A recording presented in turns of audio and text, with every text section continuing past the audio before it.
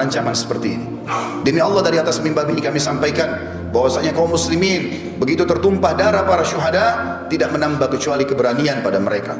Tidak akan menambah kecuali semangat kami memenuhi masjid. Tidak akan menambah kecuali kami kembali kepada kitabullah Al-Quran, dan kami makin yakin dengan janji Allah Subhanahu wa taala. Saudaraku seiman, mungkin sebagian keluarga korban bersedih, bukan hanya sekitar di New Zealand. Beberapa waktu lalu kita lihat pembantaian umat Islam secara massal, dibakar di Myanmar, di Cina, berapa banyak korban di Palestina, dan sebelumnya Sarajevo dan beberapa wilayah-wilayah yang lain. Mungkin di mata sebagian keluarga mereka sedih, tapi di mata kami yang sudah memahami secara hukum syar'i, ini berita gembira. Allah Subhanahu wa taala memilih para syuhada. Selalu dalam sejarah, kata para ulama, peperangan jihad yang benar sesuai dengan Al-Quran yang dan Sunnah dari zaman Nabi alaihi salatu wassalam, perang Badar, perang Uhud, Fathi Makkah, Hunain, dan peperangan-peperangan yang lain, termasuk akhirnya adalah Tabuk sebelum meninggal Nabi alaihi salatu wassalam. Peperangan dipimpin oleh Khulafaur Rasyidin dan para khulafa yang datang setelahnya sampai terakhir dinasti Utsmaniyah. Bahkan beberapa wilayah masih bergejolak seperti di Palestina, beberapa tempat yang lain. Semua itu jumlah syuhada jauh lebih sedikit daripada jumlah yang hidup. Karena kata ulama, karena memang Allah memilih siapa yang paling ikhlas, siapa yang paling layak mendapatkan mati syahid itu, maka Allah Subhanahu wa taala memilih mereka. Seakan-akan pedang, tombak, anak panah dan peluru memilih siapa yang akan mendapatkan syahadah itu. Di perang Uhud, di perang Badar hanya 60 syuhada dari 314 orang. Di perang Uhud hanya 70 syuhada dari 700 orang, kurang lebih 10% saja, dan seterusnya. Semua peperangan dalam Islam umumnya syuhada lebih sedikit. Kata para ulama, siapapun yang masuk di kancah jihad kemudian memang betul-betul dia niat untuk berperang, maka pastikan dia tidak akan mati kecuali memang dia menginginkan syahadah itu. Meninggalnya Abdullah bin Haram, Amr bin Jamuh, Mus'ab bin Umair, Hamzah bin Abdul Muttalib, dan beberapa sahabat Nabi ridwanullah alaihim di perang Uhud, karena mereka sudah bertekad dari malam harinya, berdoa sepanjang malam tidak tidur, berharap agar esok harinya mereka mati syahid. Orang-orang yang tidak meminta itu, maka tidak akan diberikan oleh Allah Subhanahu wa taala. Jadi dari satu sisi mungkin ada keluarga mereka yang merasa bersedih, tapi sisi yang lain kami cemburu melihat mereka karena telah mendapatkan syahadah. Betapa banyak yang Allah janjikan bagi para syuhada akan kita dengarkan pada kesempatan kita kali ini. Namun sebelumnya teman-teman sekalian, kita akan membaca firman Allah Subhanahu wa taala yang kekal ditilawahkan oleh orang beriman sampai hari kiamat dalam surah Ali Imran ayat 133, dimulai dari situ sampai ayat 150. A'udzubillahi minasyaitonir rajim.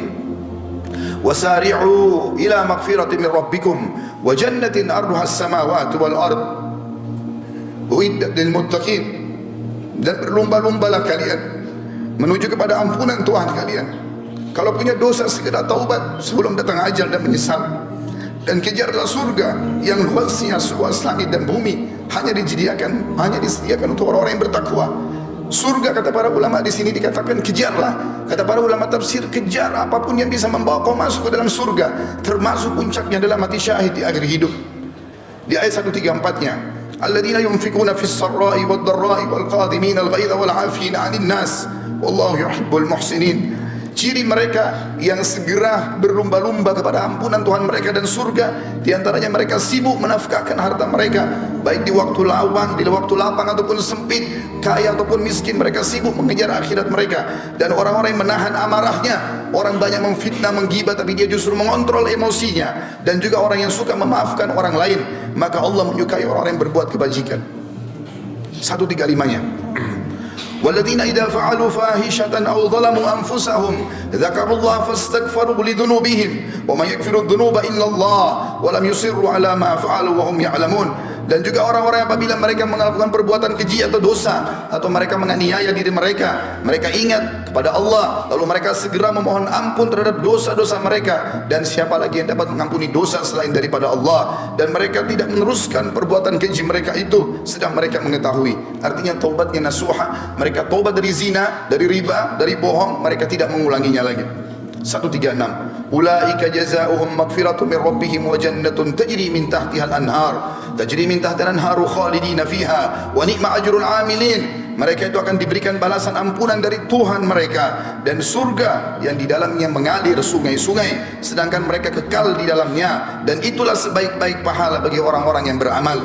137. Qad khalat min qablikum sunanun fasiru fil ardi fanzuru kaifa kana akibatul mukadzibin. Sesungguhnya telah berlalu sebelum kalian sunnah-sunnah Allah, maksudnya peraturan-peraturan Allah. Siapa yang patuh selamat, dan siapa yang durhaka akan dihukum.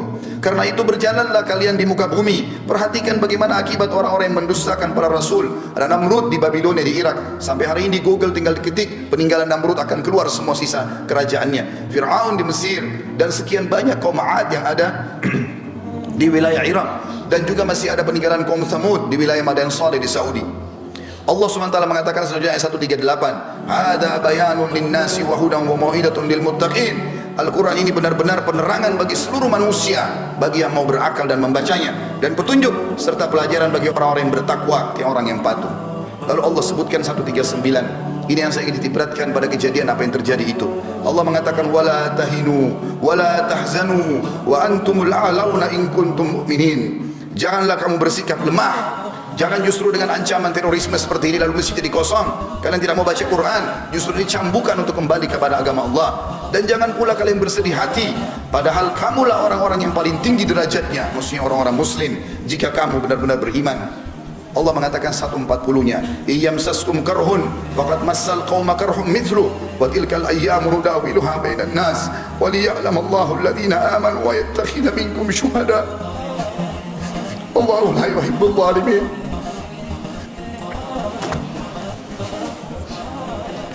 Dan jika seandainya di perang Uhud, ayat ini turun pada perang Uhud, seandainya di perang Uhud kamu mendapatkan luka hai muslimin, sesungguhnya kaum kafir juga di perang Badar telah mendapatkan luka yang serupa, dan masa kejayaan dan kehancuran itu kami gilirkan di antara manusia agar mereka mendapatkan pelajaran, dan supaya Allah membedakan orang-orang yang beriman dari orang-orang yang kafir, dan supaya Allah mengambil dan memilih para syuhada, dan Allah tidak menyukai orang-orang zalim. Kata ulama tafsir khusus ayat 140 ini berarti orang-orang yang mati syahid Allah pilih secara khusus karena ikhlas niat mereka. 141-nya waliyumahhisallahu alladhina amanu wa yamhaqal kafirin, dan agar Allah membersihkan orang-orang yang beriman dari dosa mereka. Semua kejadian yang menimpa orang muslim apapun sifatnya akan jadi pembersihan dosa mereka, dan Allah akan membinasakan orang-orang kafir. 142 Am hasibtum an tadkhulul jannata walamma ya'lamillahu alladhina jahadu minkum wa ya'lamus sabirin. Apakah kalian mengira kalian akan bisa masuk surga padahal belum nyata bagi Allah orang-orang yang berjihad di antara kalian, dan belum nyata orang-orang yang sabar. Artinya Allah akan menguji siapa yang paling ikhlas, yang siap untuk membela agama Allah, maka Allah akan pilih mereka. 143-nya walaqad tamannawna walaqad kuntum tamannawna al-mauta min qabli an talqaw faqad ra'aytumuhu wa antum tanzurun. Sesungguhnya kalian mengharap mati syahid sebelum kalian menghadapinya, sekarang sungguh kalian telah melihatnya dan kalian menyaksikannya. Kata para ulama tafsir, pada saat Nabi SAW dan para sahabat pulang dari perang Badar, maka seluruh orang-orang yang selamat dari Badar bercerita bagaimana malaikat hadir di perang Badar, bagaimana para syuhada tersenyum, bau badan mereka mengeluarkan bau yang sangat wangi pada saat mereka meninggal. Maka sahabat-sahabat yang di Madinah penasaran, dan pada saat terjadi perang Uhud, perang Badar tahun 2 Hijriah, perang Uhud tahun 3 Hijriah, mereka semangat sambil mengatakan, "Ya Rasulullah, kami pun ingin mati syahid." Pada saat terjadi perang Uhud, Allah Subhanahu wa taala menguji mereka. Di awal peperangan mereka menang, di tengah-tengahnya mereka dikalahkan. Walaupun setelahnya di perang Hamrat Asad mereka memenangkan peperangan dengan izin Allah Subhanahu wa taala. Pada saat itu banyak kesempatan untuk mati syahid. Orang-orang kafir tinggal menusuk orang-orang muslim, bahkan memutilasi mereka. Allah mengatakan, "Bukankah dulu kalian mengharapkan mati syahid? Sekarang depan mata. Kenapa kalian tidak buktikan itu?" Lalu Allah mengingatkan 144-nya, tidak ada keraguan bagi seorang muslim apa yang dijanjikan oleh Allah dan Rasulnya. "Wa ma Muhammadun illa rasulun qad khalat min qablihi ar-rusul afa in mata aw qutila qalabtum ala aqabikum wa may yanqalib ala aqibihi falan yadurrallaha syai'a wa sayajzillahu syakirin." Muhammad itu tidak lain hanya seorang utusan Allah. Sungguh telah berlalu sebelumnya beberapa orang utusan. Apakah jika dia wafat dan dibunuh kamu murtad dan kembali ke agama lain? Atau ke belakang murtad dari agama Islam? Barang siapa yang berbalik ke belakang murtad, maka ia tidak dapat mendatangkan mudarat kepada Allah sedikit pun, dan Allah akan memberi balasan kepada orang-orang yang bersyukur. Artinya pada saat itu ada berita yang disebarkan oleh Ibnu Khami'ah, seorang kafir, naudzubillah, yang telah membunuh Mus'ab bin Umair radhiyallahu anhu. Dia menyebarkan isu kalau dia membunuh Nabi alaihi salatu wassalam. Para sahabat sempat drop pada saat itu, termasuk Umar bin Khattab pun duduk di tanah meletakkan pedangnya. Nanti setelah lewat seorang sahabat yang mulia, Anas bin Nadhr radhiyallahu anhu, yang kemudian dengan kencang dia memicu kudanya menuju ke pasukan kafir sendirian. Maka Umar mengatakan, wahai Anas, kau akan pergi kemana? Dia mengatakan, demi Allah wahai Umar, aku mencium bau surga ada di sana. Aku mencium bau surga ada di sana. Tinggal aku menerobos orang-orang kafir dan mereka membunuhku, aku akan masuk surga. Lalu Umar mengatakan, wahai Anas, bukankah Rasulullah SAW telah dibunuh oleh orang kafir? Kata Anas, kata Umar, kalimat itu tiba-tiba membangkitkan semangat kami kembali. Dia mengatakan, kalau memang Rasulullah SAW telah terbunuh syuhada sebagai syahid di medan perang ini, maka bangkitlah kalian untuk syahid bersamanya. Maka kata Umar bin Khattab, dan bersama juga dengan Mu'adz bin Jabal, bersama dengan Sa'ad bin Mu'adz radhiyallahu anhu, dua sahabat yang terkenal keberaniannya, menyusul sampai kata Sa'ad radhiyallahu anhu, yang pada saat meninggal dia, arsy Allah goncang. Dia mengatakan, ya Rasulullah, kami berusaha mengimbangi Anas bin Nadhr dan kami tidak mampu. Dan pada saat meninggal ditemukan hanya potongan-potongan badannya saja yang dikenali oleh adik perempuannya. Lalu Allah mengatakan 145 menjelaskan kepada kita, bagi muslimin yang masih takut untuk mati, apalagi mati syahid, ini semua adalah ketakutan yang dimasuki oleh waswas syaitan, karena memang orang pasti akan meninggal pada saat itu, tapi mulialah orang yang meninggal syahid itu sendiri. Allah mengatakan 145-nya, wa ma kana li nafsin an tamuta illa bi idnillahi kitaban muajjala wa man yurid thawabad dunya nu'tihi minha wa man yurid thawabal akhirati nu'tihi minha sanajzi syakirin. Siapa semua jiwa, semua yang bernyawa tidak akan mati melainkan dengan izin Allah. Kita biar keluar berperang, biar berhadapan sama musuh, biar lagi dalam keadaan bagaimanapun tidak akan mati kecuali ajalnya sudah datang. Sebagai ketetapan yang telah Allah tentukan waktunya. Barang siapa yang menghadapi pahala dunia, dia hanya ingin mengejar kehidupan dunia, niscaya kami berikan kepadanya kebaikan dunia itu. Dan barang siapa yang menghendaki pahala akhirat, maka kami akan berikan kepadanya pahala akhirat, dan kami akan memberi balasan orang-orang yang bersyukur. 146-nya, wa ka'ayyin min nabiyyin qatala ma'ahu ribbiyuna katsirun fa ma wahanu lima asabam fi sabilillah wa ma dha'ufu mastakanu wallahu yuhibbus sabirin. Dan berapa banyak nabi yang berperang bersama-sama, mereka sejumlah besar dari pengikutnya yang bertakwa, yang patuh, mereka tidak merasa menjadi lemah karena bencana yang menimpa mereka di jalan Allah, dan tidak lesu dan tidak pula menyerah kepada musuh. Allah menyukai orang-orang yang sabar.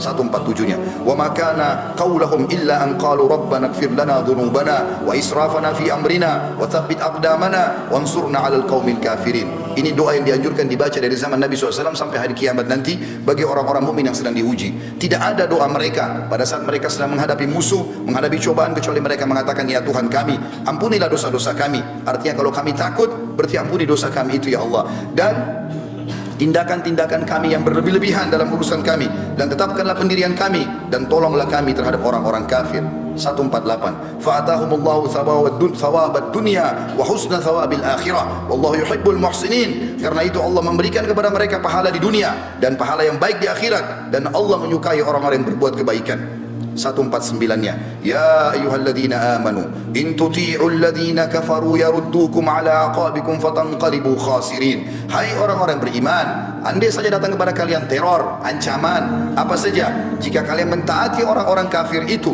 yang tadinya mau menanamkan rasa takut di tengah-tengah umat Islam, niscaya mereka akan mengembalikan kalian kepada kekafiran, lalu jadilah kalian orang-orang yang rugi. 150-nya, balillahu maulakum wa huwa khairun nasirin. Tapi ketahuilah, ikuti Allah saja. Allah sebaik-baik pelindung dan dia sebaik-baik penolong. Kita tutup dengan 151-nya yang Allah berfirman, sanulqi fi qulubil ladzina kafaru ru'ba bima asyraku billahi ma lam yunazzil bihi sultana wa ma'wahumun nar wa bi'sa mathwal zalimin. Dan akan kami